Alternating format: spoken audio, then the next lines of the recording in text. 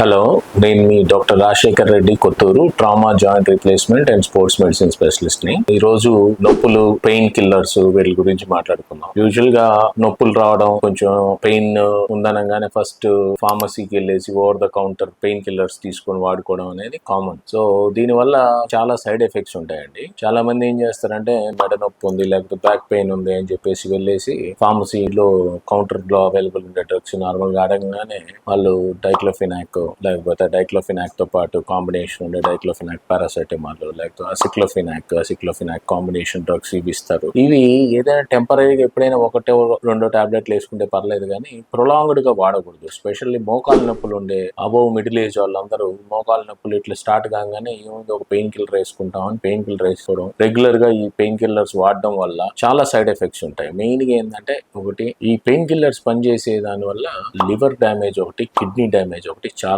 ఎక్కువ ఉంటుందండి. So pain killers ఎవరు వాడాలి, ఎలా వాడాలి అనేది ఇప్పుడు మనం మాట్లాడుకుందాం. పెయిన్ కిల్లర్స్ మెయిన్ గా నొప్పి వచ్చినప్పుడు ఏదైనా కావాలి అంటే కూడా maximum try to avoid diclofenac combination or aceclofenac combination ఆపేసి, అండ్ కిడ్నీ డిసీజ్ ఉండే వాళ్ళు, ఏదైనా ఆల్రెడీ క్రానిక్ కిడ్నీ డిసీజ్ ఉండే వాళ్ళకి పెయిన్ కిల్లర్స్ వేరేగా ఉంటాయి. నేను చెప్పినట్టుగా సెలెక్టివ్ ఇన్హిబిటర్స్, లేదా వాళ్ళకి మరీ ఎక్కువ పెయిన్, మరీ సివియర్ నీ పెయిన్ ఉందనుకోండి, వాళ్ళకి జాయింట్ లోపలికి ఇవ్వాల్సిన ఇంజెక్షన్స్ ఇవ్వడం, లేదంటే రేడియో ఫ్రీక్వెన్సీ అబ్లేషన్ అని ఉంది, కూల్డ్ రేడియో ఫ్రీక్వెన్సీ అబ్లేషన్ ద్వారా జెనిక్యులర్ నర్వ్ ని అబ్లేట్ చేసి ఆ పెయిన్ ని తగ్గిస్తాం. అదే విధంగా age above 50, around 60 type age ఉండే వాళ్ళందరూ కూడా యూజువల్ గా పెయిన్ కిల్లర్ ఒకవేళ మీరు తీసుకోవాల్సి వచ్చినా గానీ better go for COX inhibitors అండి. లైక్ పామకాక్సిబ్ కానీ, ఎట్రోకాక్సిబ్, వాటితో పాటు కాంబినేషన్ డ్రగ్స్ కూడా వస్తున్నాయి. కొంచెం మజిల్ క్రాంప్స్ అట్లా ఉన్నప్పుడు ఏంటంటే మజిల్ రిలాక్సెంట్ కూడా యాడెడ్ ఉంటున్నాయి. థయోకాల్చికోసైడ్ విత్ ఎట్రోకాక్సిబ్ విత్ థయోకాల్చికోసైడ్ కానీ, లేదా